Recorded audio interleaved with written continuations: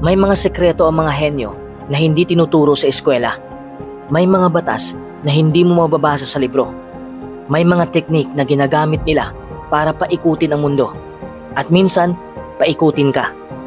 Hindi ito tungkol sa katalinuhan na may dangal. Ito ang katalinuhang may pangil. Sobrang dark, tuso, mapanganib. At sa video na to, ilalantad natin ang 10 pinakamadilim na batas na ginagamit ng mga henyo para talunin, para manipulahin at kontrolin ang lahat sa paligid nila. Kasama ka na. Handa ka na bang makita ang mundo ng katalinuhang may anino? Kung hindi, huwag ka nang tumuloy. Pero kung oo, simulan na natin ang pagbubunyag ng mga sekreto ng henyo sa madilim na anyo nito. Number 1. Batas ng kawalang pakialam. The Law of Indifference. Kung gusto mong habulin kanila, umasta ka na parang wala kang pakialam sa kanila. Ang tao ay likas na naaakit sa mga bagay na mahirap kunin. Sa sandaling makita nilang hindi ka interesado, doon pa sila mas naaakit. Isa itong psychological trick na ginagamit ng matatalino para maipwesto ang sarili bilang prized position o bagay na kailangang habulin, hindi nilalapitan. Ang kawalang pakialam ay hindi pagiging insensitive o tamad. Ito ay isang estratehiya. Pinipili ng henyo kung kailan siya kikilos, kung kailan siya magsasalita, at kung kailan niya ipapakitang interesado siya. Sa karamihan ng oras, nagpapanggap siyang parang wala lang. Tahimik, mysterious, detached. Pero yun pala, kontrolado niya ang sitwasyon. Bakit ito gumagana? Dahil kapag masyado kang available, masyado kang excited, o masyado kang nagpapakita ng kagustuhan sa isang tao, trabaho o bagay, nagmumukha kang desperado. At ang desperado ay hindi kaakit-akit, hindi respetado, at madalas hindi pinapansin. Sa kabilang banda, kapag ipinakita mong kaya mong mabuhay kahit wala sila, doon nila marirealize ang value mo. At doon sila magsisimulang gumapang pabalik. Isipin mo ito, may isang babae o lalaki na sobrang type mo. Lagi kang unang nagme-message, lagi kang available, nagpapakita ka ng interest 24/7, pero napapansin mong mas lalo siyang lumalayo.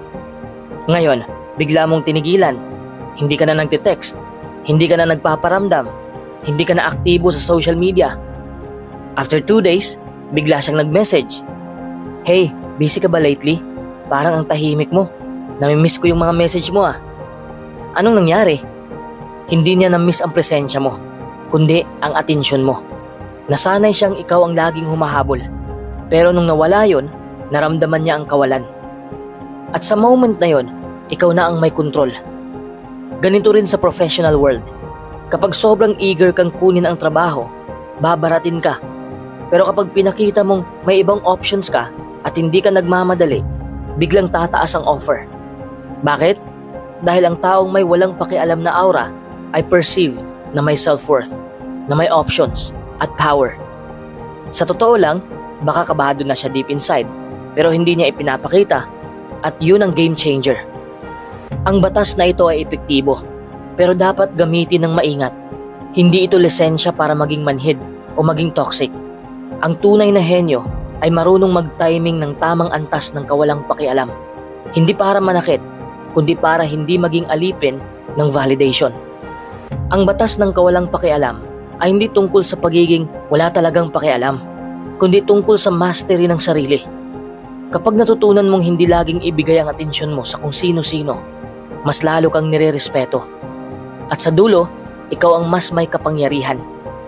Sa panahon ngayon kung saan ang lahat ay naghahabol ng atensyon, ang taong marunong magpigil at magmukhang hindi apektado, siya ang naiiba. At sa larong ito ng buhay, ang naiiba, siya ang hinahabol. Number 2. Batas ng pagkakaila. The Law of Denial. Hindi ko alam. Yan ang 3 pinakasimpleng salita na ginagamit ng mga henyo para takasan ang responsibilidad o para makalusot sa kahit gaano kabigat na sitwasyon. Pero wag kang palilin lang. Ang simpleng linyang yan, kapag ginamit sa tamang oras, nakakapagbago ng kapalaran, nakakalusot sa kasalanan, at minsan pa nga ay nakakapagligtas ng karera o buhay. Ano ba talaga ang ibig sabihin ng batas ng pagkakaila? Ang batas ng pagkakaila ay hindi basta pagsisinungaling. Isa itong disenyong taktika ng mga henyo na sinadya nilang gamitin kapag may gusto silang takasan, kapag may gusto silang itago o kontrolin nang hindi sila halatang nagmamanipula. Kaysa diretsahang umamin o umatake, nagpapanggap silang inosente, tahimik, walang alam. Ito ay paglalagay ng manipis na tabing sa katotohanan upang ang atensyon ng tao ay mapunta sa ibang direksyon. Bakit ito epektibo? Dahil ang utak ng tao ay programmed na magbigay ng benepisyo ng duda, lalo na kung ang isang tao ay kalmado, tahimik at mukhang walang intensyon. Kapag sinabi mong, hindi ko po alam na mali pala yon, pasensya na, hindi ko talaga napansin. Ang galit ng tao ay humihina, napapalitan ng simpatya o pagkaawa. Ito ang eksaktong dahilan kung bakit ang mga henyo sa business, politika at personal na relasyon ay mas pinipiling magmukhang inosente kaysa magmukhang matalino pero may sala. Isipin mo, may urgent na report na hindi na ipasa sa kliyente. Nagalit ang boss. Ang tanong, sino ang may sala? Yung isa, agad nagpaliwanag. Boss, kasi po si Ana hindi pa nag-send ng file kaya di ko natapos. Tapos si Ana, kalma lang, tahimik. Nang tanungin siya ng boss, ito lang ang sagot niya. Ha? Ay hindi po ba na-send? Akala ko po tapos na. Sorry po, hindi ko napansin. My bad. Sa isang iglap, kahit siya ang may pagkukulang, lumambot ang tono ng boss sa kanya. Bakit? Dahil nagpakita siya ng pagkagulat, inosenteng tono at pagkilala na baka may pagkukulang siya. Pero walang intensyon. At yung isa na nagturo sa kanya, ayon mukhang nagmamaniobra. Kaya siya pa ang lumabas na parang toxic.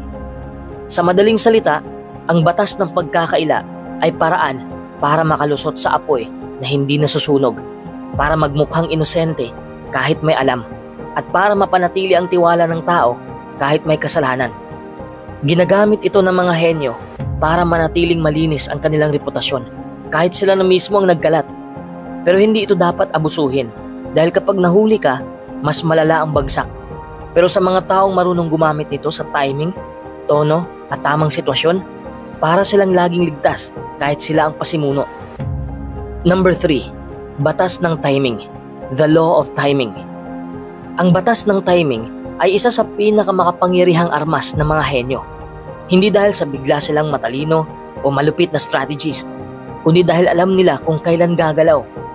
Maraming taong nagmamadali. Sinasabihan tayo lagi na kung may ideya ka, gawin mo agad. Kung may gusto ka, sabihin mo na. Pero ang mga henyo, hindi ganon. Hindi sila basta-basta bumabanat. Hindi sila nagpapadala sa bugso ng damdamin. Pinag-aaralan muna nila ang pulso ng paligid. Dahil kahit gaano pa katalino o kagaling ang plano mo, kung mali ang timing mo, babagsak ka pa rin. Isipin mo to, may gusto kang ligawan. Matagal mo na siyang crush. Ang ganda ng plano mo. May flowers ka, regalo, sweet messages, at may prepared ka pang lines na pang MMK. Pero, ginawa mo sa panahon na kaka-break lang niya. O kaya may pinagdadaanan siyang matindi. O kaya busy siya sa trabaho o sa exam. Kahit gaano ka pa ka-sincere at ka-sweet, walang epekto. Bakit? Mali ang timing mo. Ngayon balik na rin natin. May isa ka namang kakilala na simpleng tao lang. Tahimik, hindi flashy, pero nung lumambot na ang loob ng crush mo, nung ready na siyang magmahal ulit, dun siya pumasok. Siya ang napili. Hindi dahil mas gwapo o mas mayaman, kundi dahil nauna siyang nakabasa ng tamang panahon. Ganito rin sa negosyo, sa trabaho, o kahit sa pakikipagkaibigan, ang mga henyo ay marunong maghintay. Hindi dahil tamad sila, kundi dahil strategic sila. Marunong silang magbasa ng tao. Ready na ba siya tumanggap ng ideya? Marunong magbasa ng momentum. Mainit pa ba ang issue o luma na? Marunong magbigay ng tamang reaksyon sa tamang oras. Hindi sila basta-basta nagagalit, ni hindi agad tumatahimik. Pinipili nila kung kailan sila mag-iingay. Kapag nasa boardroom sila, hindi sila unang nagsasalita. Tahimik lang muna sila. Pinapakinggan ang lahat. Pinag-aaralan ang galaw ng mga kasama. At kapag nakita nilang mali-mali na ang suggestions ng iba, doon sila biglang maglalabas ng ideya. Anong nangyari? Lahat biglang tahimik. Nakatingin sa kanya at siya ngayon ang nagmumukhang matalino, makapangyarihan at karapat-dapat pakinggan. Hindi sa palakasan ng boses, hindi sa padamihan ng galaw. Ang tunay na matalino ay ang marunong pumili ng tamang sandali. At sa mundong mabilis ang lahat, ang marunong maghintay ng perfect timing ay kadalasang nauuna sa finish line. Number 4. Batas ng kabaitan na may lason. The law of poisoned kindness. Hindi lahat ng tumutulong ay may mabuting intensyon. Minsan, ang kabaitan ay may kasamang tanikala. Ano ang ibig sabihin nito? Ang batas na ito ay nagsasabing ang kabaitan ay hindi laging malinis. Sa panlabas, mukhang malasakit, mukhang puso, mukhang tulong, pero sa likod niyan, merong nakaplanong kapalit o minsan, kontrol. Ito ang uri ng kabaitan na para kang binibigyan ng candy pero nilagyan ng lason sa gitna. Hindi mo agad mararamdaman pero kapag kumagat ka na, saka mo marerealize, hindi pala ito tulong, patibong pala. Paano ito ginagamit ng mga henyo o manipulador? Una, gagawa sila ng malaking pabor sa'yo. Pangalawa, ikaw dahil may utang na loob, magiging loyal o takot tumanggi. Pangatlo, kapag hiningi na nila ang kapalit, parang hindi ka makatanggi. Pang-apat, at kapag tumanggi ka, ikaw pa ang lalabas na masama. Sa madaling salita, ang tunay na intensyon ay hindi pagtulong, kundi pagbihag sa'yo, emotional o practical. Halimbawa, isang estudyante, si Lara, bagong lipat sa universidad, wala siyang masyadong kakilala. Kaya nung inalok siya ni Dayan na tulungan sa mga subjects, sobrang bait nito. Nagbibigay ng reviewer, pinapahiram ng notes, at minsan tinutulungan pa sa assignments. Lara felt lucky, ang bait ni Dayan. Pero unti-unti, napansin ni Lara na may kapalit pala. Tuwing may lakad si Dayan, kailangan sumama si Lara. Tuwing may kaaway si Dayan, kailangan kakampi siya. At minsan, pinipilit pa siyang manira ng iba para lang ipagtanggol si Dayan. Hindi siya makatanggi kasi nahihiya siya. Tinulungan niya ako dati, di ba? Baka masama akong kaibigan kung hindi ako sumunod. At ayun na nga, napasok si Lara sa isang emotional na utang na hindi naman niya hiniling. Kabaitan nga, pero may lason. Bakit ito delikado? Dahil ito ang uri ng kabaitan na nagbubulag. Hindi mo agad makita na ginagamit ka na dahil nakamaskara ng tulong. At mas masakit pa, kapag natuklasan mong may hidden agenda pala, ikaw pa ang lalabas na masama kung lalayo ka. Sasabihin ng iba, grabe naman siya, tinulungan na nga, tinalikuran pa. Kaya napakasimple pero napakapeligrosong diskarte ito. Paano ito iwasan? Laging suriin ang intensyon ng kabutihang natatanggap mo. Kung may tumutulong sa'yo, tanungin, may hinihingi ba ito sa huli? Huwag hayaan ang utang na loob na gawing tanikala ang pagkatao mo. Hindi masama ang tumanggap ng tulong, pero tandaan, ang tunay na kabutihan, walang hinihintay na kapalit. Kapag ang kabaitan ay ginagamit para manakot, para magkontrol, o para manipulahin ka, hindi na yun kabaitan. Yun ay lason na binalot sa asukal. Number 5. Batas ng pananabutahe sa sarili. The law of controlled self-sabotage. Minsang pagpapatalo ngayon para sa mas malaki at tiyak na panalo bukas. Hindi ba tila parang kabaliwan ang sadyang magpatalo? O ang sadyang sirain ang sarili mong imahe kahit alam mong kaya mo namang manalo agad? Pero dito mo makikita ang lalim ng pag-iisip ng mga tunay na henyo. Sa batas na ito, kusang pinipili ng isang tao na magmukhang mahina o pabaya, hindi dahil bobo siya, kundi dahil may mas malalim siyang plano. Para siyang chess player na sinasadyang isakripisyo ang isa sa pinakamalalakas na piyesa niya para lang maipit ang hari sa dulo ng laro. Ang controlled self-sabotage ay ginagamit para kumuha ng tiwala. Kapag nakita ng iba na nagkakamali ka o nagpapaubaya, bumababa ang tingin nila sa'yo. At kapag hindi ka nabanta, mas nagiging bukas sila sa'yo. Doon ka papasok, tahimik, walang bantay, at may access na sa loob. Ginagamit din nila ito para mag-disarm ng kalaban. Kung mukhang mahina ka, hindi ka pagbibigyan ng matinding bantay, hindi sila mag-iingat, at doon mo sila mahuhuli. Ginagamit din nila ito para mag-ipon ng simpatya. May mga pagkakataon na ang pagpapakita ng kahinaan ay mas nakakakuha ng suporta, nakakakuha ng awa o loyalty kaysa pagyayabang sa lakas. Halimbawa, isang empleyado sa isang malaking kumpanya ang bihasa, magaling at mabilis matuto. Pero imbis na agad magpakitang gilas, nagkunwari siyang average lang. Tahimik lang siya sa mga meeting, hindi nagpapasikat, at madalas nagpapabaya kunwari sa maliliit na bagay. Bakit? Dahil gusto niyang ang iba ang mapansin muna. At habang ang mga kasamahan niya ay nag-aagawan sa spotlight, siya ay nag-uobserba. Nag-uobserba siya kung sino ang insecure, sino ang mapapel, sino ang may connection sa boss. Pagdating ng krisis sa kumpanya, isang malaking project ang muntik mabigo. Lahat ng star employees ay walang konkretong solusyon. Doon siya pumasok. Tahimik, kalmado, may resolba. Naglabas siya ng planong matagal na niyang hinanda. At dahil hindi siya tinitingnang banta dati, lahat ay nagulat, kabilang na ang boss. Mula sa pagiging simpleng empleyado, naging pinakamahalagang asset siya ng kumpanya. At yung mga dating sikat, nalampasan niya. Ang batas na ito ay kontra sa pride ng karaniwang tao. Kasi tayong mga ordinaryo, gusto natin laging kilala, laging tama, laging panalo. Pero ang henyo, marunong magtimpi. Sabi nga, kapag ang leon ay tahimik, hindi ibig sabihin ay mahina siya. Naghihintay lang siya ng tamang oras para umatake. Magagamit din ito sa relasyon. Ang isang tao ay nagpapakumbaba, nagpaparaya muna, para sa huli, hawak niya ang emotional na leverage. Magagamit din ito sa negosyo. Isang kumpanya ay intentionally nagpapababa ng presyo o income para makuha ang market share at pabagsakin ang kakompetensya. Sa politika, ang isang kandidato ay nagpapatalo sa maliit na posisyon para magmukhang humble bago biglang tumakbo sa mas mataas na pwesto. Hindi ito taktika para sa taong mainipin o emotional. Ang controlled self-sabotage ay diskarte para sa master strategist lamang.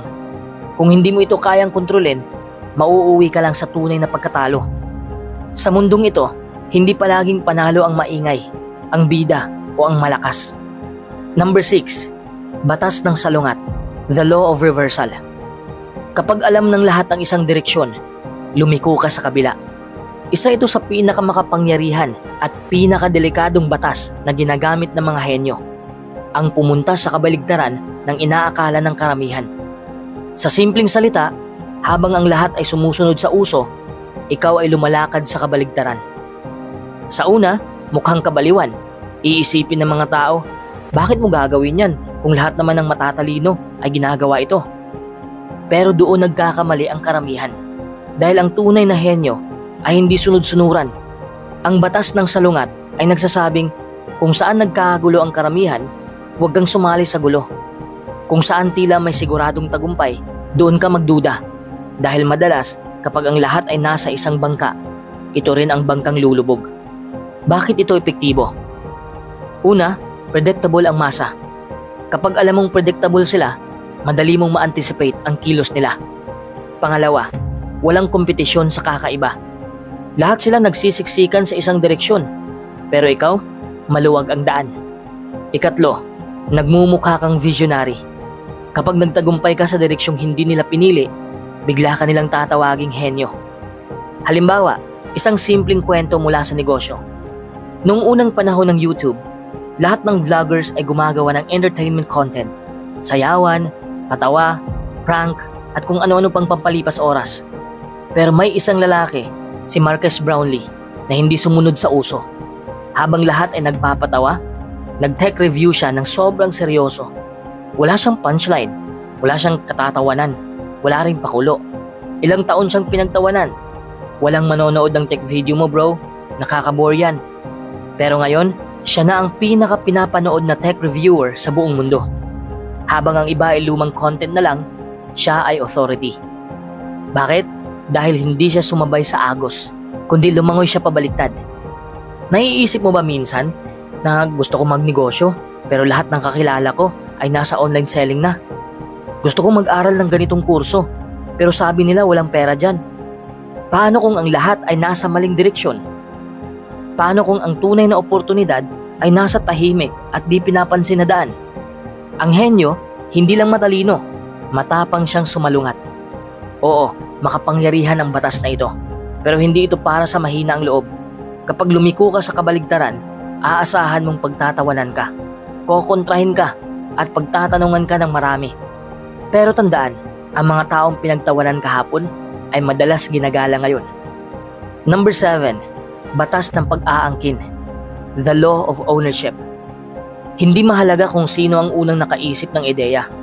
Ang mahalaga ay kung sino ang unang nag-angkin nito bilang kanya. Isa ito sa pinaka-dark pero pinaka-madalas gamitin na batas ng mga henyo, lalo na sa larangan ng negosyo, sining at kahit sa pang-araw-araw na buhay. Ano ang ibig sabihin nito? Maraming tao nagkakamali sa paniniwalang ang ideya ay pag-aari ng kung sino ang unang nakaisip nito.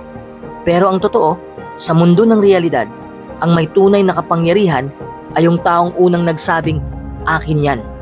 At may lakas ng loob at abilidad para ipakita ito sa publiko.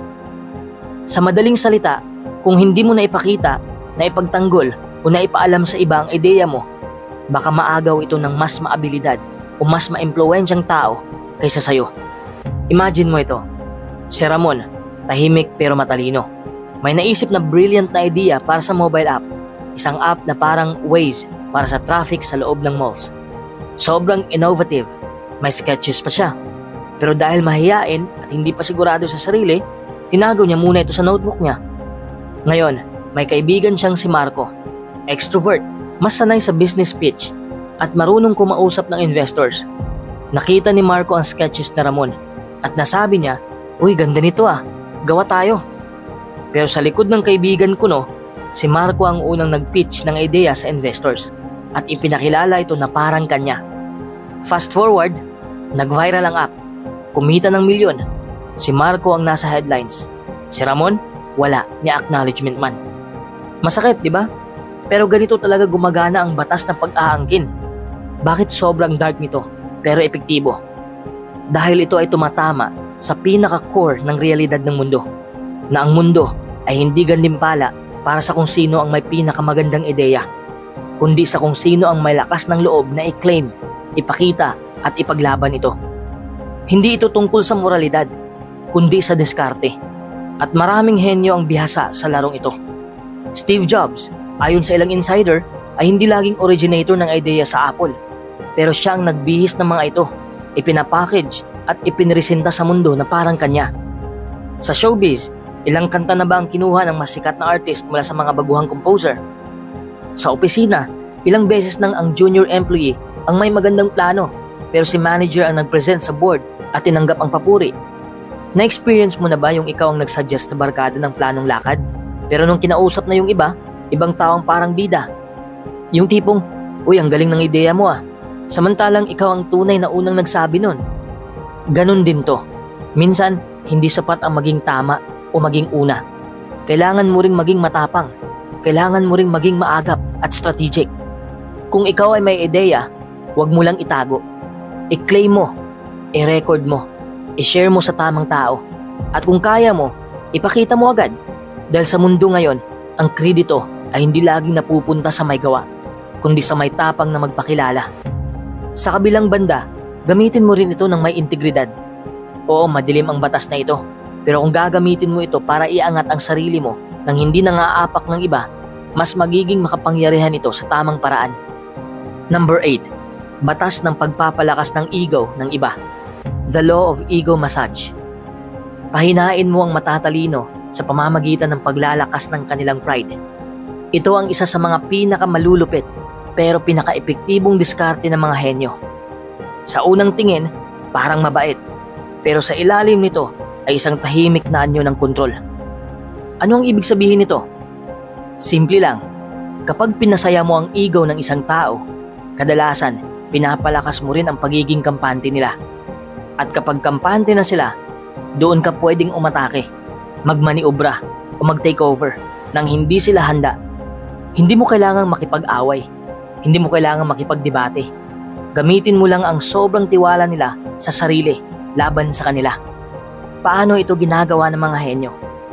Una, papuri na may patibong. Ang galing mo talaga magdesisyon, boss. Siguro kahit wala ako dito, kaya mo na to. Iniwan mo siya sa responsibilidad habang kunwari pinupuri mo siya. Pangalawa, pagpapalakas ng pride para malusutan. Alam ko naman na ikaw ang pinaka-objective dito, kaya hindi ka magagalit kahit sabihin ko to. Ngayon nasabi mo na ang gusto mong sabihin, hindi siya pwedeng mag-react emotionally dahil sinabi mo ng objective siya.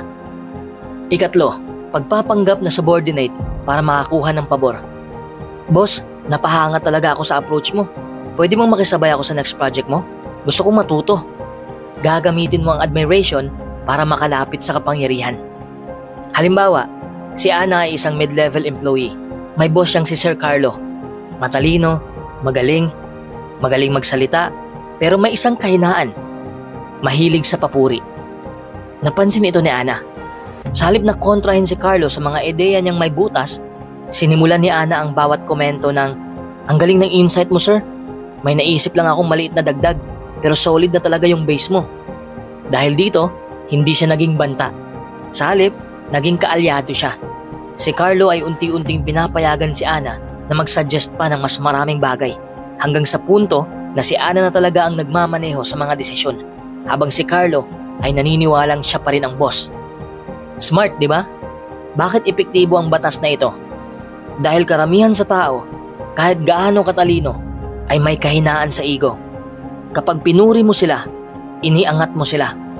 Madalas, binababa nila ang bantay nila. At kapag bumaba ang bantay, mas madaling makalusot ang intensyon mo. Sa simpleng salita, ang taong pinapakain mo ng papuri ay madalas hindi namamalayang niluluto mo na pala. Number 9.